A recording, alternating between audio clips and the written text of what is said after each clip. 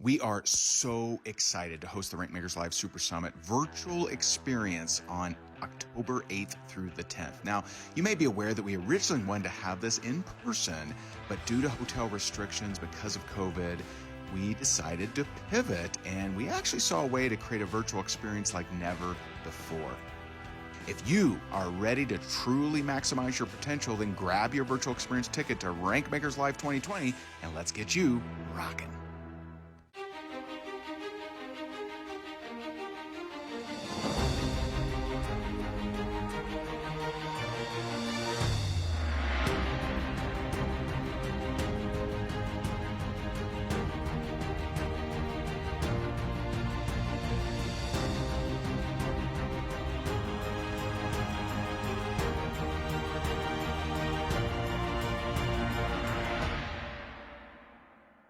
Welcome to Play to Win.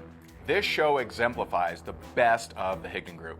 We created this show so that you can see what it takes to make it in business today. This episode is all about you. Do you want more customers? Do you want more attention? Do you want a larger following? Well, the truth is you need to be willing to open up and be vulnerable. This episode is very powerful, but also very personal. So I encourage you to watch this powerfully, and let's see how our finalists fare, because this is not an easy one. Let's meet the contestants.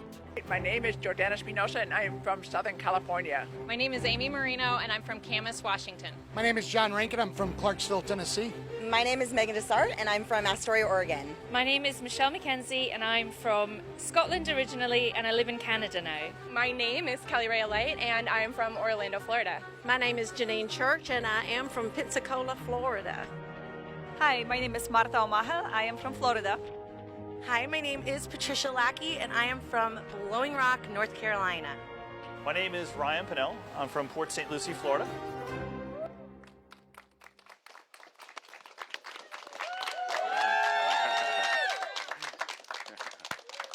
And so today is all about leadership, heart, sales, connection. We're going to get deep today. You can't get better with strangers until you get better with yourself. We were at a charity dinner, and there was a trip to Belize, and it was private yacht, private jet, on an island, 5 couples, amazing. And she sees it and she's like, oh my God, this is amazing. To me, it meant no escape. It meant I would have to be with 5 couples for multiple days. I would have to actually talk to humans. It actually made me very, very uncomfortable. That had me dig in. And this is where growth happens, is locating where do you feel uncomfortable, where do you struggle, and actually digging in to do the work, because it is work. And so I have multiple coaches. You're going to meet one of them today. And I started talking to them. I said, hey, this is what happened. This is what's going on. And they started digging in. And so started working with my mindset coaches about this, and a couple things came up. One of the things that came up was when I was 7 years old, my teacher knew that something was off. Something was not right with me. And they had a hunch, I believe, that something was going on at home. And so I didn't really know what it was all about, but at the time, that was when I was being very physically abused. I didn't really know what it was about. And she would ask me questions, and I started getting more comfortable, and I started sharing. I started sharing some of the things that were going on. I started sharing that almost every single morning I was thrown against the closet and stomped. So I'm sharing these stories with this guidance counselor. I've never been able to share them with anybody. I mean, at 7 years old, who do you share this stuff with? I'm kind of looking forward to it, because I kind of feel better. If you talk about what's going on in your life, it does kind of help you feel better. I walk into that room, and my dad and my stepmom are there. She actually didn't believe me. She thought the stories were so crazy that I was just making this all up for attention. And so that day, she painstakingly proceeded to tell every story I'd ever told her. And that was the day that I stopped trusting people. That may have been the last day that I ever opened up to anyone, really, besides Jess. I associated that me being open only meant hurt. That was a very bad day. What has that prevented me from doing? It's prevented me from really connecting with people. On stage, I've built that muscle. One-on-one, that's where the work was. Last Saturday, we were at that charity auction and we bought that Belize trip. And so I'm here as an example of the things that happened to you in your past. It doesn't have to dictate your future. But if you don't do the work, if you have areas in your life where you're not showing up as big, where you tend to hide out when what you're afraid of, if you have those areas but you refuse to do the work, if you refuse to inspect those areas, you're only going to reach so much of your potential. And we're here to help you tap into that potential. You with us? Yes. Awesome. This next challenge, you're actually going to be working on your story. Such an integral part of building a business, building a life, connecting with others, enrolling others into whatever idea you may have or whatever action plan you have. And to help us with this, we've actually invited one of our good friends and business coaches, and I'll bring her up here. She's absolutely amazing, Heather Christie.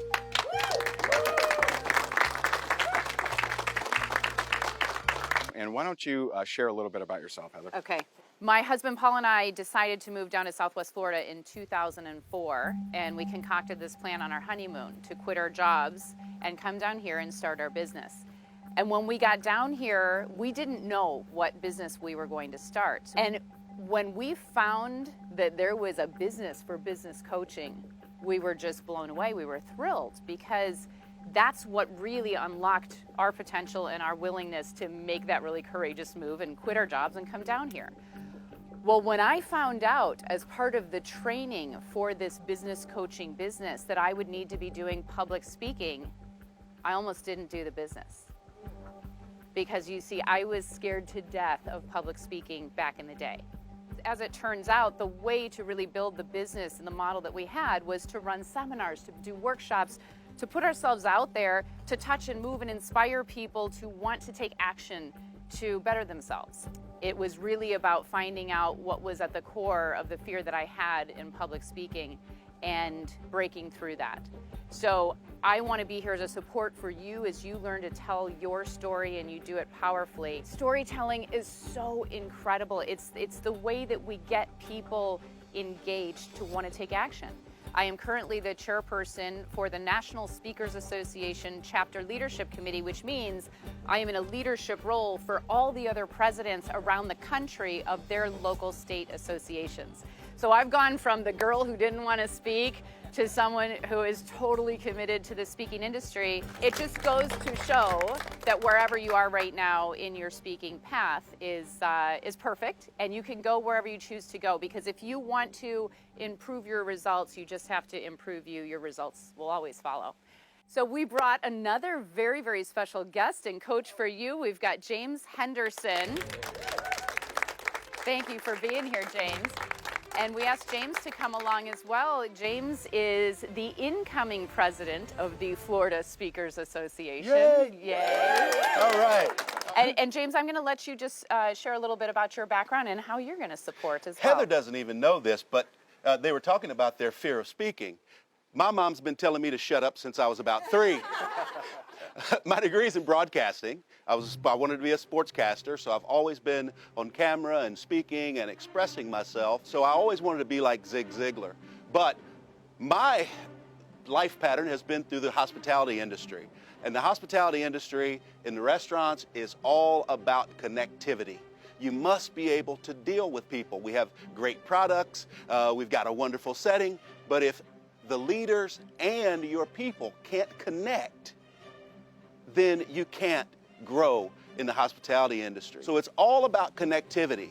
The same thing is true in speaking. When I can connect with you and I can make my story personal to you, that's when you know that you have connectivity. My first piece of advice would be that you get crystal clear on the message that you want to share in one sentence. There's a point that you want to make about who you are, why you're here, why you deserve this position. And so create that for yourself in just a statement, in a sentence. Then you are going to build your story around that point. I'm telling you, you win when you get us to feel emotion, and you can't go wrong. So build your story around that message. James, James, what do you have? I'm going to have to confess that the most difficult thing for me to do was to define, for my elevator speech, what's the 1 minute, what's the one sentence, what's the two sentence that are my essence, right?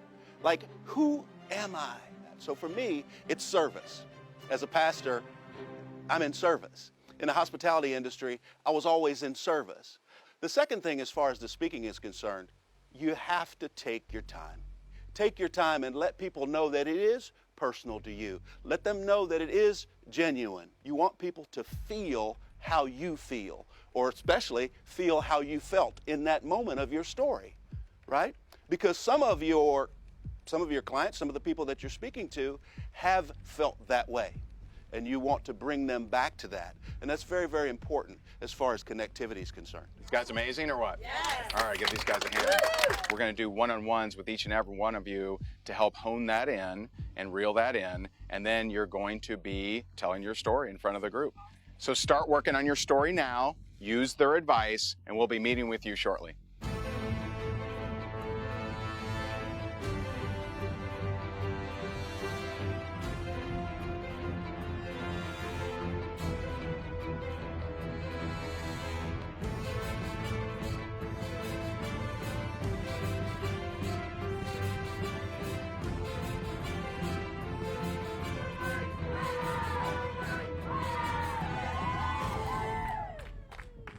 Okay, so here we are.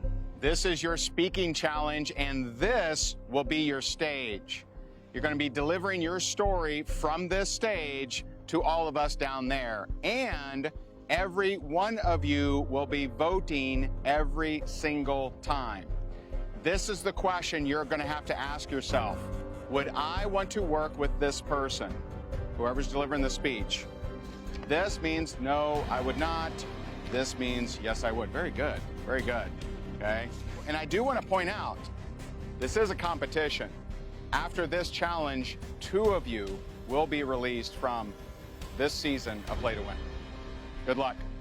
Okay, so tell me your sentence, as Heather gave the coaching earlier today. What's that one sentence that you came up with? I am here to tell all women that have ever suffered from postpartum depression, you can do it. You can get out of it. I'm just really, really nervous right now. Just role play with me here, okay? I'm a mom who is literally so depressed that I don't even want to touch my baby. What is your message to me? Tell me what you think I want to hear or that I need to hear to get myself out of that. But you can do this. It's not what you think it is at that moment. It's not. But you need to have some other thing, okay? And for me, that was network marketing and direct sales that helped me in that community. Okay, so there's a bigger picture here, and the bigger picture is somebody goes through something so terrible, and they have this huge expectation of how it's going to be amazing, and then it turns out to be so terrible for them. That happens in life over and over and over again. So it's about bringing somebody from that place of, this was my expectation, that didn't happen, okay, I know exactly how to get out of it. The core is you get your ass up and you overcome. Okay, got you. In your story, when you present, that's a problem, that you're not telling me what you do. So point directly to what you do. I got it? I got it. Awesome. I remember when I went to the hospital to have the scheduled C-section for my son. I remember how excited I was to get there, how excited I was to welcome my son into the world. That night, coming out of the drugs from the C-section, something didn't feel right inside of me. Just emotionally drained, I felt, and it... What were you telling yourself in those moments? I was, you are what they're saying, I never had anyone really tell me what I needed to do. And for me, I feel like sometimes I need that validation from people. I'm a very outgoing, energetic, I love people. I wanted to have nothing to do with anyone, not my husband, not my new baby. Those are the things you want to celebrate. You want to hold your child and feel that love, give it that love. I had so many feelings of self-doubt, not being worthy of success because I was so hard on myself. When you tell your story, I want you to tap into this emotion right here, because nobody who hasn't been through that can relate to that. What's the lesson that you've learned to get you out of that place? And why are you here? And you've got to be the one that channels that and uses it to get yourself out. 2 years after I've had my child, and I said, I'm done. The one thing that got me to want to get out of bed and make a better life for my children and my husband was direct sales and the community aspect of network marketing. And my child and my postpartum is what fueled me to be successful in my network marketing, in my direct sales business. And I want to tell all women who have suffered, who are currently suffering, you're not alone. And I want you to know that you can pull through this. Thank you.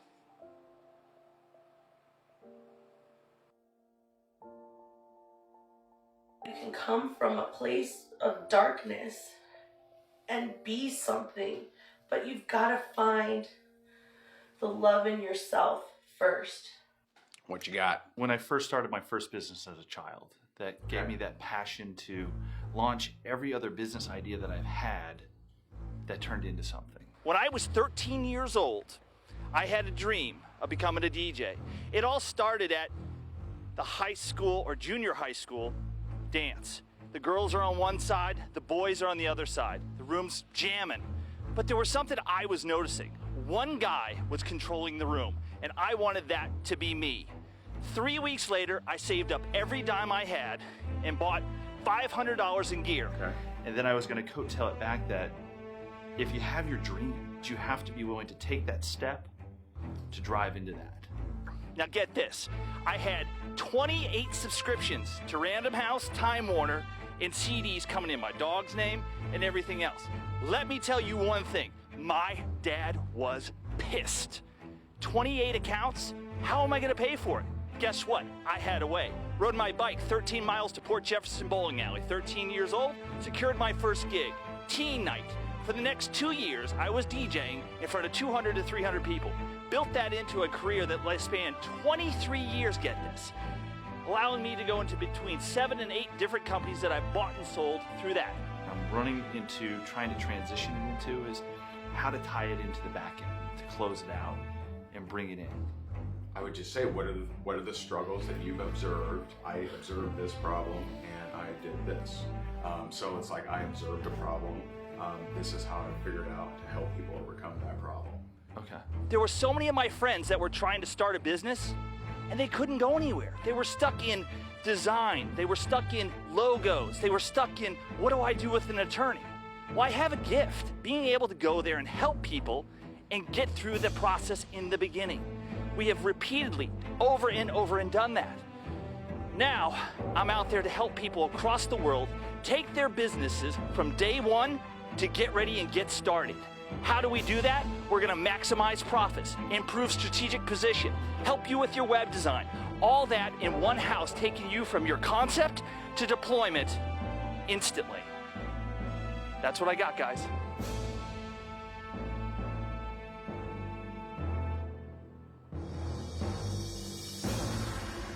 What is your mission? What's your one sentence that you're trying to rally the story behind? Obstacles don't have to define you. They can either pull you down or push you forward. You decide. When I was a baby, I was adopted by a wonderful, lovely family. And I grew up 2 blocks from Disneyland, the happiest place on earth. But when I was about 4 years old, my mom was noticing I was not reacting to the sound of the Disneyland fireworks. and I was diagnosed with a severe to profound hearing loss. And so in grade school, I continued speech therapy. Kids would make fun of me for the way I spoke or the way I hear. They would just say, oh, well, you can't hear us, so we're not going to be able to play with you. But I took it as, you speak funny, therefore you are not like us, and therefore you're not good enough. The things that make me different are actually my greatest strengths and my greatest asset. So that's why you hear a little bit of this accent that you hear nowadays. My trademark. I love your mission. I love your story. But I'm thinking to myself, I could never be like you. You're too positive. I don't feel that down enough. And then you take it back up, because that's where you're going to help the most people to find, that's where I was in my life, but this is what helped me. This was my turning point. I want to hear that big overcome story. Marriage is supposed to solve all of your problems, correct? It didn't. I still carried those feelings of unworthiness, and it all came to a head in 2009. We're visiting family in Guadalajara, and I'm alone in the house with a family member. And she comes in and proceeds to rip me apart from head to toe, inside to outside.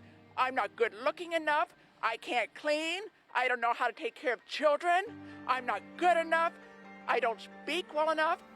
You were depressed because you thought you weren't being the domestic wife that you should be. How does that relate to being deaf? I know that it was almost two completely different stories. Right. And so you need to find out, and you need to figure out which one really means the most to you, and which one relates the most to your mission, and overall, in the big picture, of which one is why you're here fighting. I told my husband and other family members, and they just told me, that's just how she is. And I felt betrayed by the one person who's supposed to love me the most. 2 years ago, I find Rainmakers, and I started listening to Ray, and I could see Ray in the camera looking at me, and I began to believe that I could do this. A few months ago, we invested in coaching, and I'm talking to my business coach, and she invites me. She was the first person in a long time that believed in me enough to tell me to invest in myself and overcome these obstacles of self-worth that I have. So that's what I have for you. So, what's this amazing story you're going to share? So I'm kind of wobbling between, because there's so much to my story. And I was thinking about it after our first meeting, and I don't want to be known just as the veteran, the military guy, but that's such an instrumental part of who I am. And so I want to take you back to when I was a kid, because I was thrown through walls, had my knee dislocated because I brought home 1D on a report card. I was molested by a family friend. And I said to myself, I will never be unprotected again. I always felt like I was never protected. I was never accepted. I was always the stupid one in my family. Like both my brother and sister were straight A students. There's always just been this deep desire to kind of prove that that's not who I was. And I didn't know when I joined the Army that I was really joining the Army so that I would never be vulnerable again.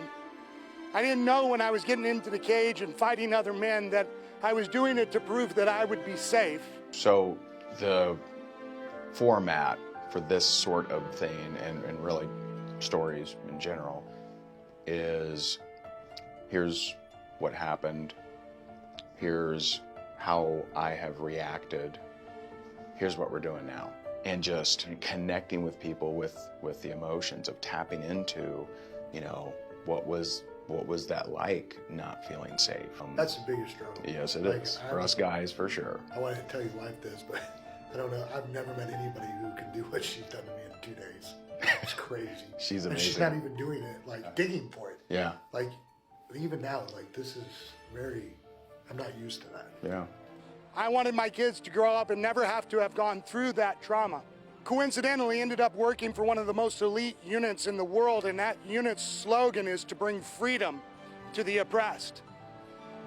And as my life began to move on, I realized that I so deeply resonated with that idea of freedom for the oppressed, and it didn't matter to me if it was financially, it didn't matter to me if it was emotionally. It didn't matter to me if it was sexually.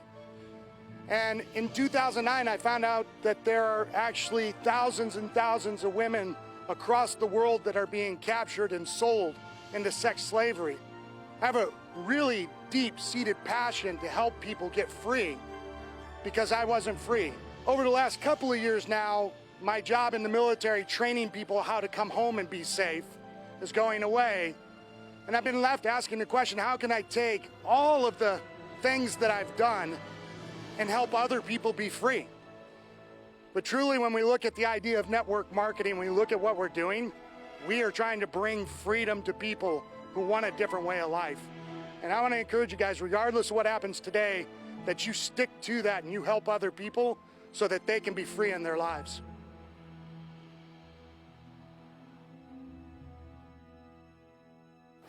So my biggest mission is telling them what I went through. It's from my transformation from a cleaning lady to a business lady. As a young girl with big dreams, I was put in life to clean houses, to experience the hard work. I was feeling alone and like a trash many times, and I knew I could do much more. Telling them what I went through is not a mission, because I can tell you what I went through. That doesn't mean you're going to know what to do with that or relate to that. So your mission may be your lowest moments in life do not define you. You can be whoever you want to be if you can just believe in yourself. I would like to pass on the message that wherever you are in life doesn't mean that this is the person who you are. When I was cleaning, I really didn't like that. I felt not important, not appreciated. You felt like you were a piece of trash. I was telling myself all the time that I don't want to end up like all these ladies who were like 60-year-old, 70-year-old, still cleaning houses and working so hard. Where's the story in that to bring it back to your mission? Was there a specific moment in time where you said to yourself, enough is enough and I want more than this? Actually, there was time when I promised myself that I gotta quit cleaning. It's okay. Quit cleaning before my kids get to school. My kids were the reason to actually move on with life and do more and help others. And I found network marketing and started working without any belief in myself. I really struggled with believing in myself. And I told myself that by the time my kids, because they were little, by the time my kids get to school, they will not be telling their friends that their mom is cleaning houses. I just didn't want them to being asked by other kids, what does your mommy do? I just knew I can do more, way more. And actually through network marketing, I've done it. I quit that cleaning that I didn't like that much before kids got to school. So where are you now? I achieved a lot, especially on my personal growth. I am the person who believes in myself. I am the person who getting rid of many fears, like the snake yesterday, like speaking English even. You own your own business full time? Yeah. Talk about that. Now I'm leading amazing business that I, who didn't believe in myself before, can help other women believe in themselves now. Then I am the one who's inspiring them, and I do it globally. Amazing feeling. On top of that, my kids, when they talk about their mommy, they say that my mom is a business person. And I'm here today to tell every one of you who doesn't believe in themselves that go for your dreams. Don't let anybody treat you bad, treat you negative, and go and follow your dreams. Thank you.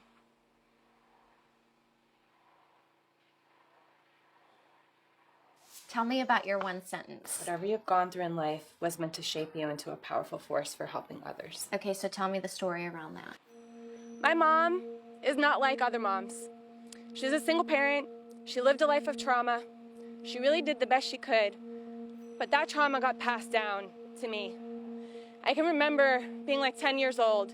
She and I got in a fight about something, and I was on my knees in her room begging her to stop berating me. She took my head, with both her hands, and she slammed my head into the wall 3 times. And if that wasn't bad enough, she pretended like it never happened.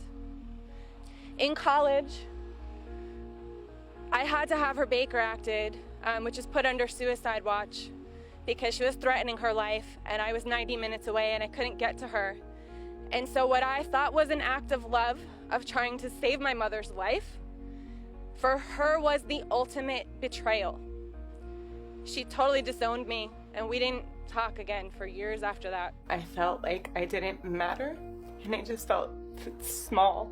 On day one, I told you that my biggest challenge right now is relationships, and that is spilling over into my relationships for sure. I just wanted to get out of that situation. It was at that point when she said to me, "You're no longer my daughter," that I drew the line in the sand and I said, okay, enough is enough. I parented her my whole life. I lived my whole life by what she wanted, and it was time for me to find myself and do for me.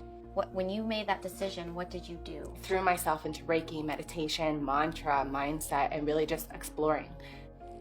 That's around the time I found Reiki, and I didn't know what Reiki was going to do for me. Reiki's like a supercharged meditation, holistic therapy, and it completely changed my life.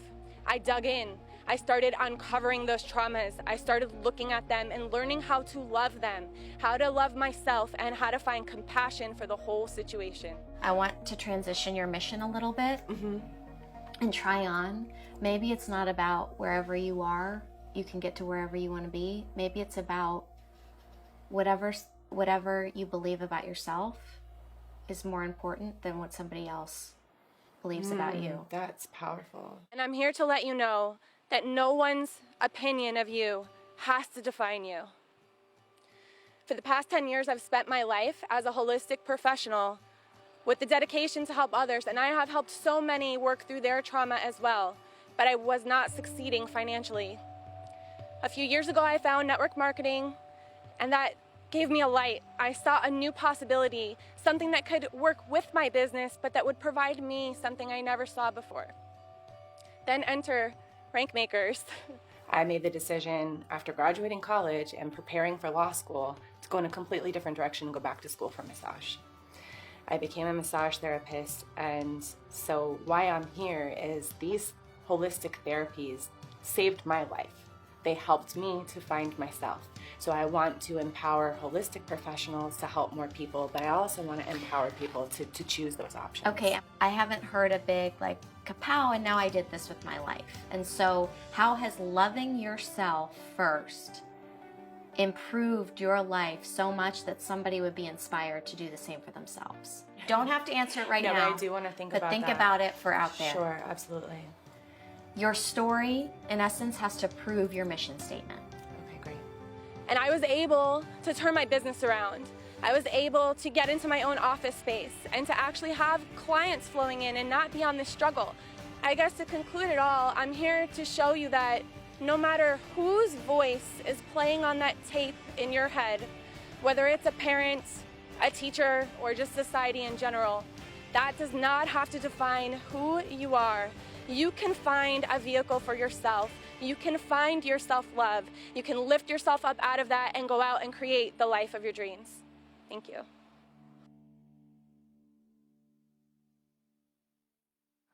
Turn my mess into my message. Right. I grew up with a stepdad who told me I was a piece of shit and would never amount to anything. When I was 16, I discovered the drug methamphetamine, and I ended up becoming a homeless meth addict. For years, I lived on the streets, battling my addiction. I almost died multiple times. There were times where guns were held to my head. I spent time in jail. I ended up with 2 drug possession charges. And when I was 21, I was in a gas station bathroom, and I looked in the mirror at my 80-pound self, and I said, this is not who you're meant to be. And from that day forward, I made a decision that I was gonna quit meth. I was never gonna use meth ever again. So like picking a few key moments that relate to the next thing, which would be, what have you done because of that, since that, what did it drive you to do? Okay. It's not you asking for sorrow. It's not you like, look at me, look at how sad I am. Right. That's not what you're doing. You're allowing it to sink in for them, and it's serving them better by you slowing down Okay. and being willing to go there. Okay. I'm channeling it. And 3 months later, I ended up pregnant with my first son, and I found myself in a very abusive marriage where I was beat every day by the hands of the one person who was supposed to love me the most. And I was almost killed one day. My son was 3 years old, and I was strangled to the point where he wanted to murder me. And I woke up with my 3-year-old son shaking me, "Mommy, wake up. Mommy, wake up." Okay, what's their names? Tor, Xander, and Macy. Okay, so Tor, Xander, and Macy would never have been here. That was my life. And from that day forward, I left and I went on a mission to create a life for me and my kids that I never needed anyone to take care of me ever again. And this high school dropout went to work full time, but I also put myself in college. And while working full time as a single mom, I ended up getting a master's degree in psychology. And with 2 drug possessions, I fought my way to the top of my industry in psychology with the highest paid job that I could. I turned my mess into my message, and that's what drives me every single day, is to impact lives, to prove to people that they can do it too. I have had an epiphany today, and for the last 10 years of my life, or maybe more, I've lived by the motto, be the change you wish to see in the world. And today, I found out the reason why I've had that motto is that I needed someone to come and change me, that she needed someone to see her and to rescue her out of that situation. What's this amazing story we're gonna share? If our life is like a book, like chapter 1, like my parents got divorced. Okay, Chapter 2. now we're talking. Okay. My father had mental illness. Chapter 3, like my mom remarries and I get molested. Chapter 4, you know, like just crazy abuse. And then on the outside, like it's perfect, but on the inside, like I don't want to live anymore. Like I just want to die. If the story would have stopped there, right, we wouldn't get to the story of where I'm at now. Exactly. Great.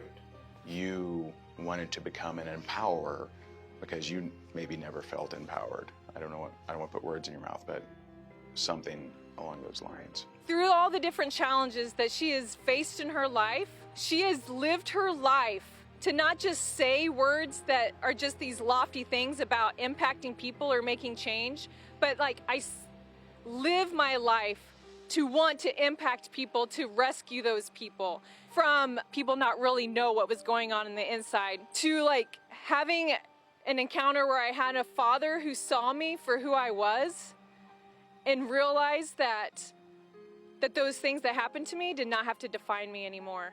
You were on Jess's list. I requested you Okay. Because I actually have a bonus coaching for you. Yes. So I'm not serving you if I don't point this out. Oh, yeah.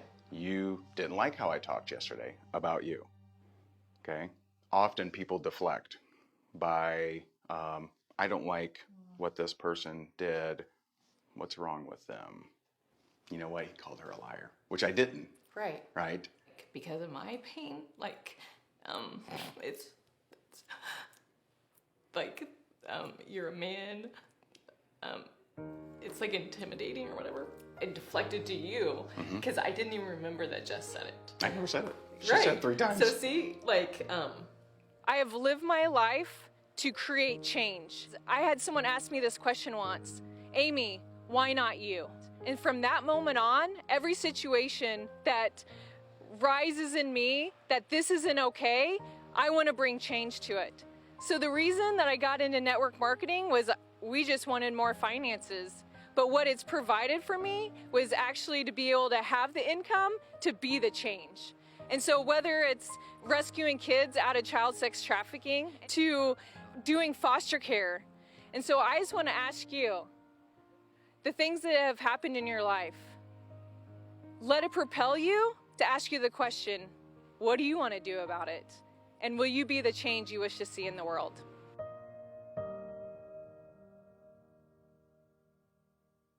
What's the message or the one thing that you've learned from this experience you've gone through? Devastating things happen, in families, destructive, terrible things, but we can overcome those terrible, terrible things. My message is I am overcoming and you can too. I have a devastating experience with addiction. I have 3 sons that have been in active addiction, and I have put them all in recovery and their spouses multiple times. What I'm seeing for you right now is that you have a story that you mentally cannot come out of. And because you mentally cannot come out of it, you haven't even been able to articulate and put together a story to share with the group. It is. But what I need you to do is to get over that mentally so that you can perform when life asks you to perform, when things are not going the way that you want them to go. That a part of my son's addiction that I didn't find out for a long time was that they had been sexually abused. 1 year ago, on my birthday, my oldest son, who had been in active addiction for 20 years, he came down to Pensacola, Florida. I found out while my daughter-in-law was in treatment that I had sent her to, that she was pregnant with my other son's child. Not her husband's child, her brother-in-law's child. And it was something that I could have never imagined happening, ever. You know, they were so close growing up, and I just would have never, ever imagined that happening. Every negative emotion you can imagine is what I felt. That's really what pulled me through. And Zach, my middle son, he was really my rock. Bad things happen to good people, right? And so when bad things happen to good people, it doesn't make you weak when you need help and you need to reach out for help. So you letting people know who are strong and proud and feel shame that bad things happen to good people and you need help and this is how you can overcome it and get past it is a mission that I believe that you should cling on to. I do too. So this is my message. I am overcoming and you can too. Anything. All right, so tell me a little bit about this amazing story. Love yourself, invest in yourself, help others.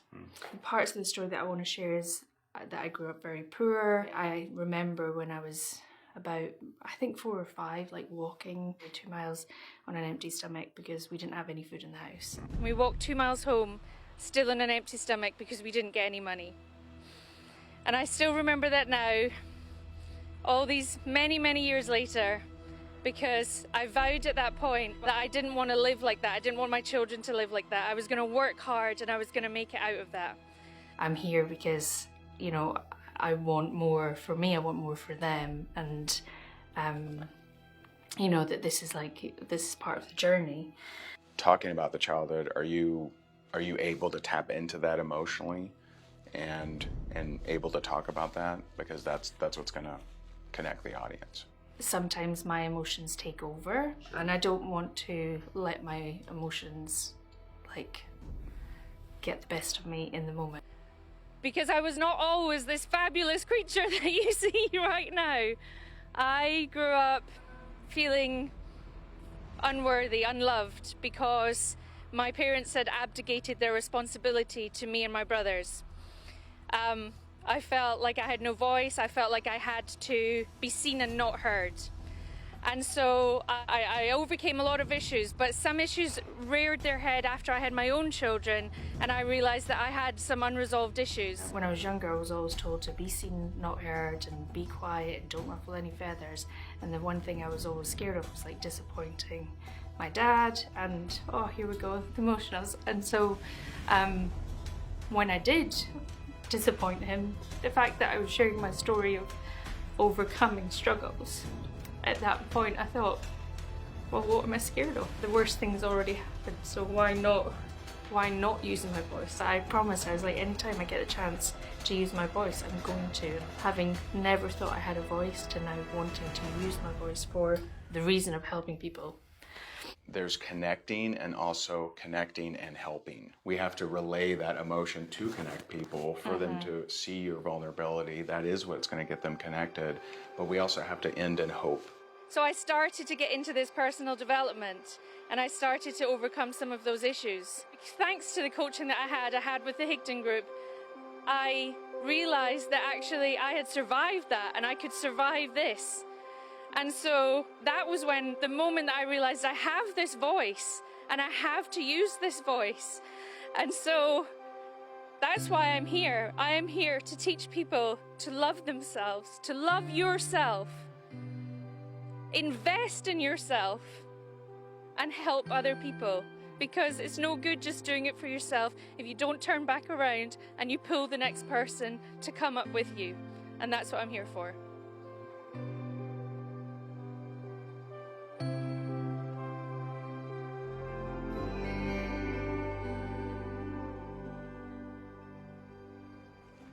And so congratulations, you got up on your stage and you did your best. Now, I have some feedback, but first, I would love to hear from our speaking experts. How can we help them out? I think, first of all, as a group, everyone really felt their story, and you made us feel your story. As a speaker, two things. One, you need to be aware of your time frame, because your time frame is important. Someone's paying you for 55 minutes, you can't take an hour and 5. The second one is you're always selling what it is that you have to offer. Right? So the stories were fantastic. At some point, each of you has to tie that story into why I should buy what it is that I'm looking for. And so sometimes you got too much caught up in the story and didn't tell me why it should be you. And as a listener, I got caught up in the story. I wasn't even thinking about why I should work with you, right? At the end, I felt good, but I wasn't spurred to action. Whether you got a red card or a green card, it's really important to know that that's not to be taken personally, to have anything to do with the story, because there were people who I would green card your story in a heartbeat. I was really looking for who followed the instructions around having a message, staying on message, making sure that your story supported that message, and staying within that time frame too. From a connection perspective, there was definitely one of you who stood out far and above for me in terms of making that connection. That was John. You did something in your message, and I think it's important to share that so that you get, if you also were connected and you felt that when you get that emotion, now you know the connection's there. Ryan, if you want to move people, they got to feel like they can relate with you. I was just born an entrepreneur. I wanted to be a DJ, I got it right. And so like we need to like, okay, all right, he's a natural, fantastic. Not a lot of connection. It was a lot about you. Michelle, pause more during your emotional pieces, and where we're going, little weak. So important. You can screw up your speech, strong close, and it work. I've seen it. John, good Lord. Amazing. But your ending was weak. You had us, dude. Right? We're all in, and then you kind of meandered at the end. Megan, you have same issue I deal with, right? You're a machine gun, and it's incredible what you've overcome. You gotta give us, the audience, some room to digest that and see that you're not robotic now. We felt like it was a little bit too much about you. And it's weird when you say that about your story, because it's like, hey, it's my story. But when you do, like you said, machine gun with the story, and then you start doing machine gun with your accolades, that can be perceived as, oh, wow, she's kind of full of herself. She really likes what she's got going on there. And I feel like at the end, you did a really good job bringing that back home. Solid close. Very good. Amy, you have a very tough story, and we gotta serve you so that can be delivered better. Marta, a little bit more emotion, a little bit more details on your pain, but I thought you did a decent job, and work on that close. The mission was unclear. Yeah, it was unclear. Very unclear. Right. So just work on that. Kelly, I don't know if someone's taught you this, but I love that twice you explained a word that you used. That's a very good skill set. So very good. Jordana, you are a powerhouse. Blew your time. It was a no, but it was, if you had a little bit more time, it would have been a yes. So if I have a speaker on my stage, everything is tight. I love that you used humor. You said it's my trademark. Like I love that. That's powerful. Well, I'll give you my notes, Patricia. Okay, I think you really took the coaching and you stopped and you took your time like James was saying, and I loved that. The only thing is I think you stayed too much in your story and not enough overcome. You want to end on the high note. You had some of that. I think could have tweaked that. Janine, one thing for everyone, as a speaker, you don't have to do a timeline. You gave us too many events, whereas you could give the 2 or 3 and, you know, when I tell stories, I may massage time just to make it more cohesive for the audience. And so you hit us with a little bit too many things. And the reason I voted green for you is because I saw the transformation from where you were before we started to this, and then hearing your story and what you've done is like, man, that woman is strong and I would want to work with you, okay? But from someone who hasn't heard where you started in that coaching room, for them, they may be looking at it a little different perspective because we shortened your timeline a lot, but it wasn't enough. So, the moment of decision. Number 1, I'm not surprised.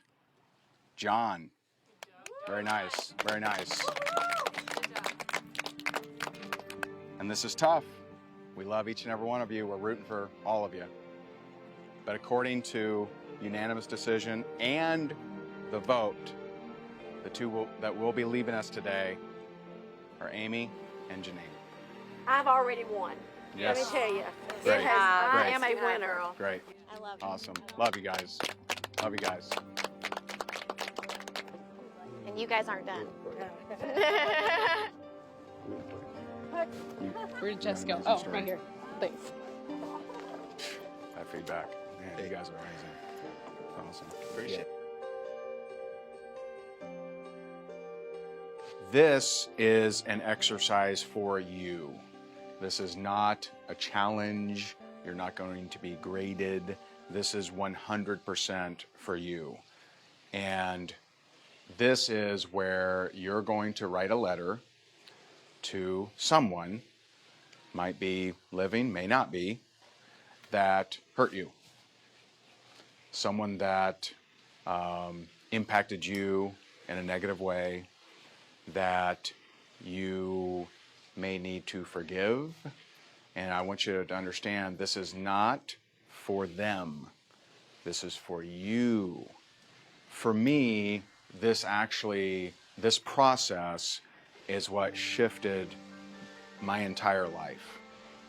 So I've shared some of my story from my days of abuse. The close of this letter is, I forgive you. And that's you forgiving for yourself, okay? So that's the exercise. You will not be graded on this. This is for you. You've made it this far. You've been through a lot of stuff.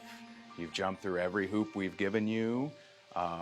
This is to really reward you. And for many of you, this will be your breakthrough. This will be the moment that you turn your life into something completely different. And so we're going to give you a few minutes, and good luck.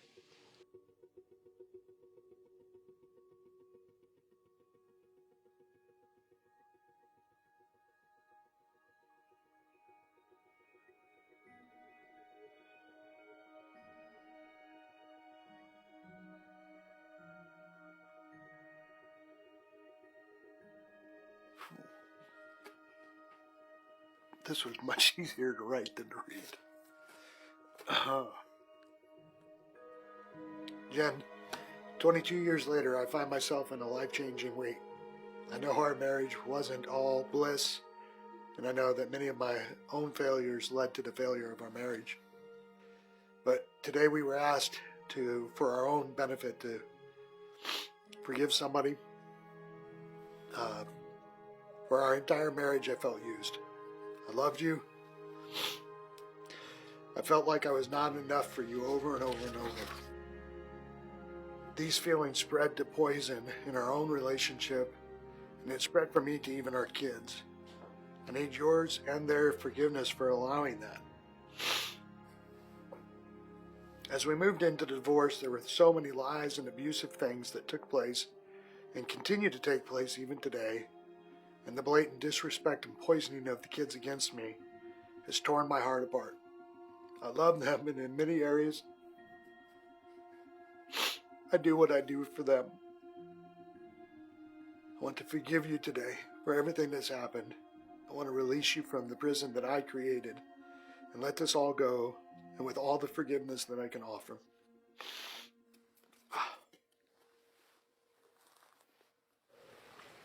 Man, you guys keep doing this stuff, man.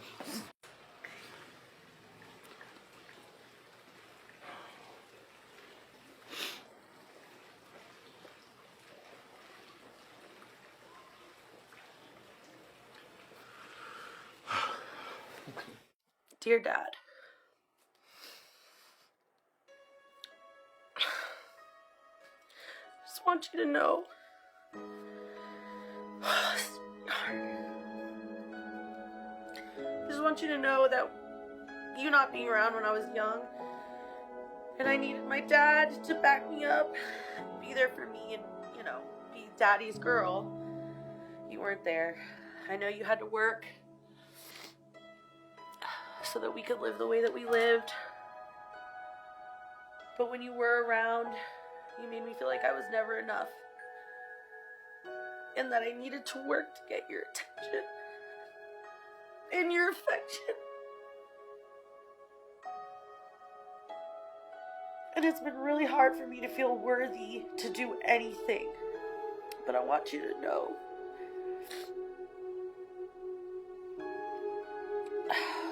I want you to know that I do forgive you. And I want you to know that I will always love you. This right here is definitely me forgiving my father.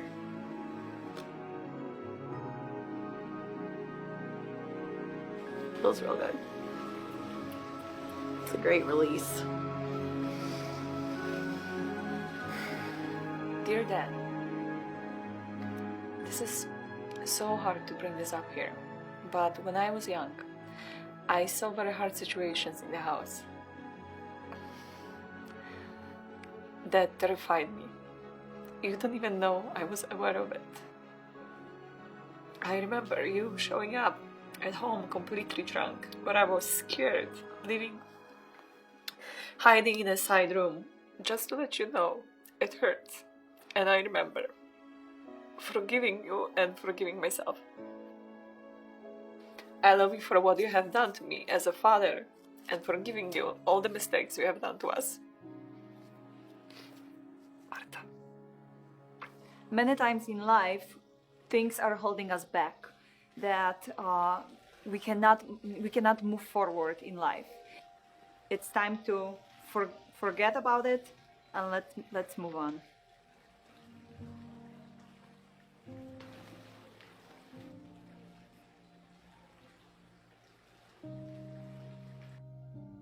Dear Dad, this letter is for me to move past some very painful parts of our history. You have been absent for most of my life. I remember visiting my mum in hospital, where she was black and blue, where you had beaten her and nearly killed her. My life was turned upside down from that point, and we moved house, we went to prison, and even after your release, spent many years where I only saw you a couple of times. That made me feel like I was worthless, unworthy of love and unlovable. And you just didn't seem to care, but I knew from your anger that you just wanted me to be seen and not heard, and made me feel like I didn't have a voice. You were rejecting my kids too. I did things to try to make you proud, but they were not truly my real passions. When I first started my business, I didn't want to share my story, even although I knew it could help people, because I was afraid you would reject me. And it's okay that you did, because I don't need your permission or approval. I can live my life by my standards and I can do good. I love you and I forgive you. I have written these letters before and I have sent them. And what I got back wasn't what I wanted, but you do it anyway because you're not addicted to the outcome.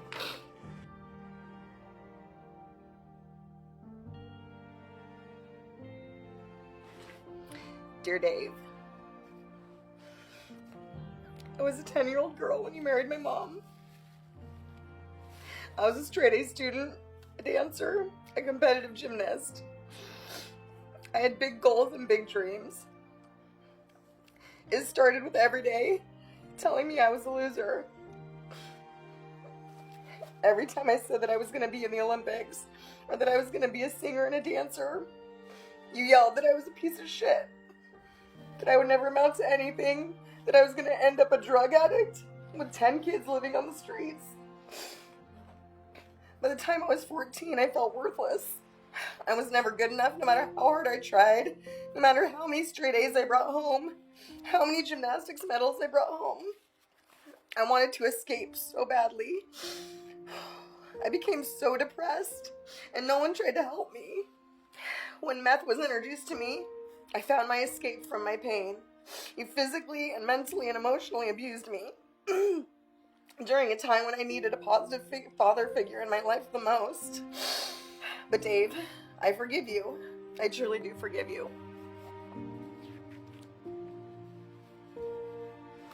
I don't even know how to use it.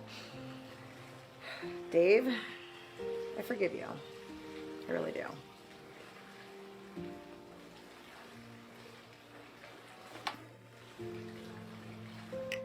I felt good. I felt really good. Dear Mom, time and time again, you and I have tried to make things work and failed. And although I accept the way things are now, this is of course not what I want for us. My earliest memory is from when we first moved to Florida, and I was sitting in the car seat and pulled a brown paper bag out from between the seats and exclaimed, as I heard you say so many times, "What the hell is this?" Followed by the hardest smack to my face I ever felt. But I always remember being alone in my room. You never engaged with me. And later I would learn it was because you were an alcoholic and you were abusing your lithium to our Madison Street house. And I was on the floor and you were kicking and punching me. And the abuse, mental, physical, and emotional, continues to this day. Thank God for Aunt Sherry. She saved my life, and you hate her for it. What I endured from age 9 to 18 would shape me into who I am. You have asked me in the past what you did. Well, here we go. And the absolute worst part, you always denied it happening and turned it around on me. But I felt like my mother, who was supposed to love me, protect me, and nurture me, hated me. And I carried that weight daily. And in spite of all of it, I want you to know that I love you and I forgive you.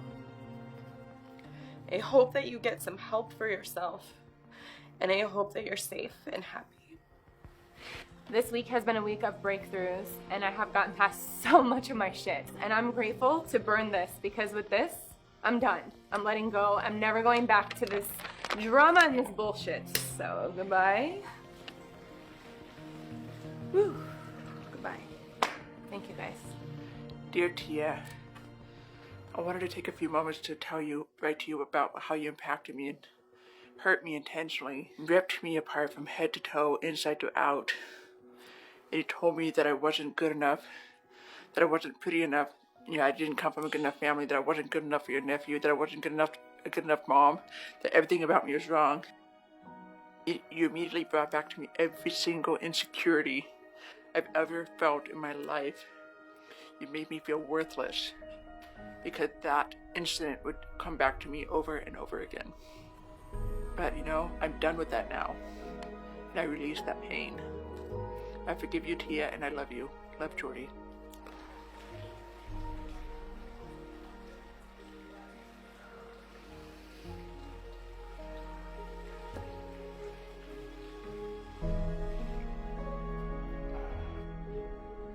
Sometimes things in life shouldn't be said. Why stir the wheel? But, you know, it's by no means, if this is aired, please air this message. What I'm about to say is not meant to hurt you.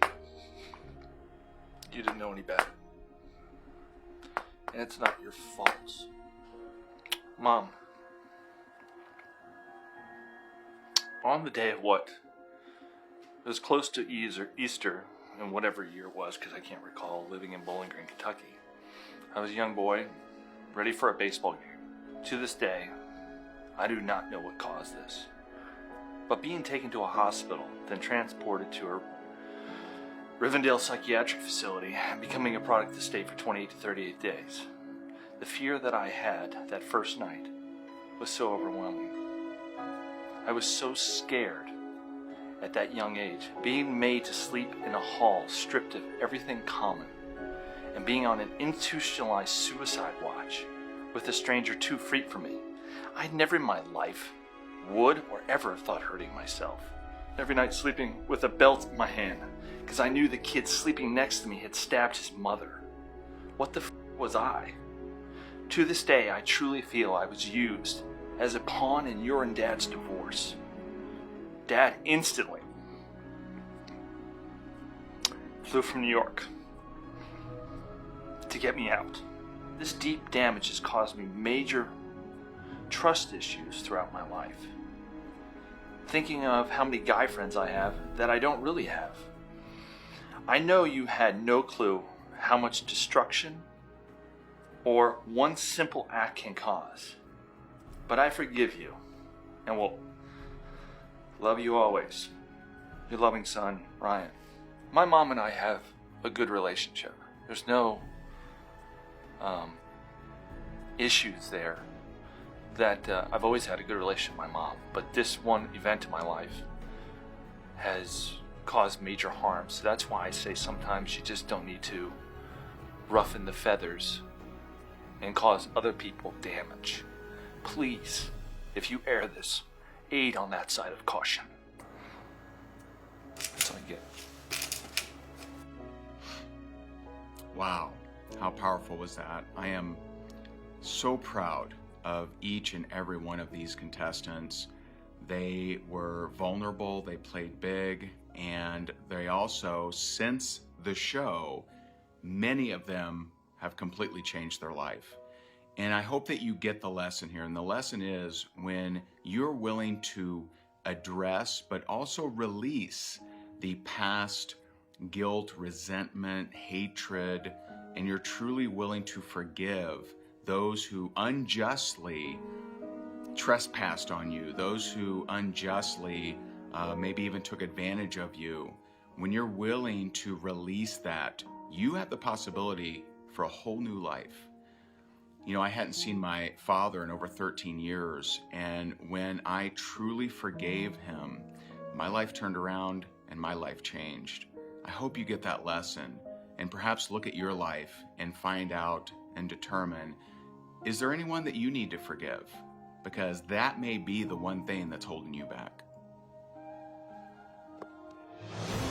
And it's a really great tool, and here's what it's for.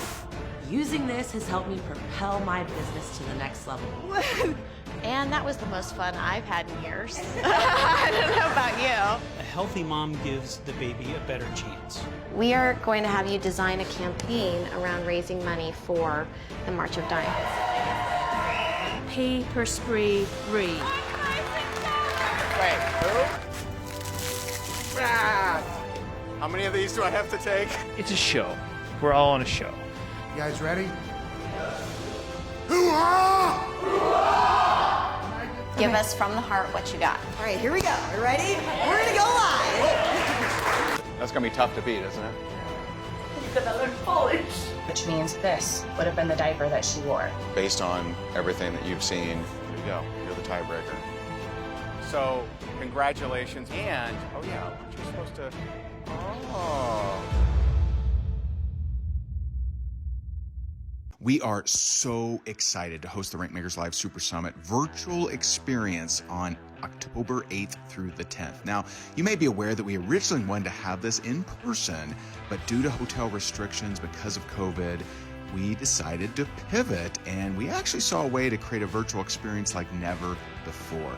Now, we hired the same company and working with the same technology that recently did the Tony Robbins 23,000 person event, and it's going to be incredible. Breakout rooms, new speakers we weren't even able to get to the event that can now participate virtually, networking sessions, incredible interactivity is going to make this the most powerful network marketing virtual experience of all time.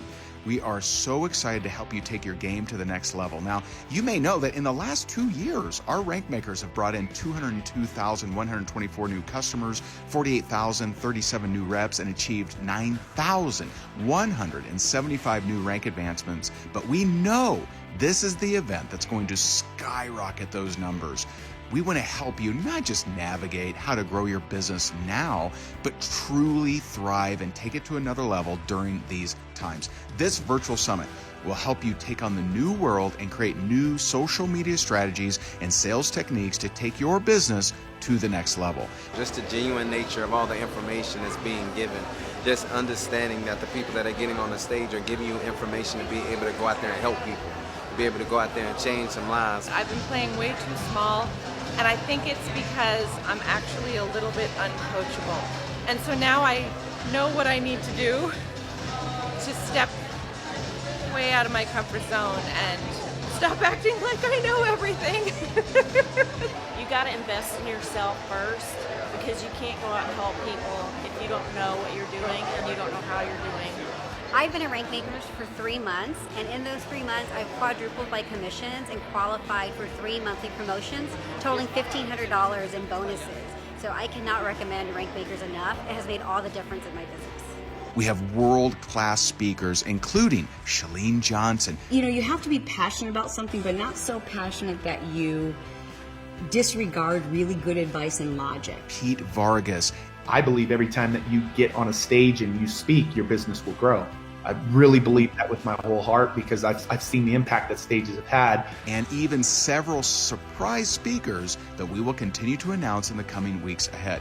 We have prepared a number of giveaways and surprises for this super summit, and you will feel like you were right there with us. This is a time that we will never forget. And we want this virtual experience to be one that we all create together and we will all remember for the rest of our lives. If you are ready to truly maximize your potential, then grab your virtual experience ticket to Rankmakers Live 2020 and let's get you rocking.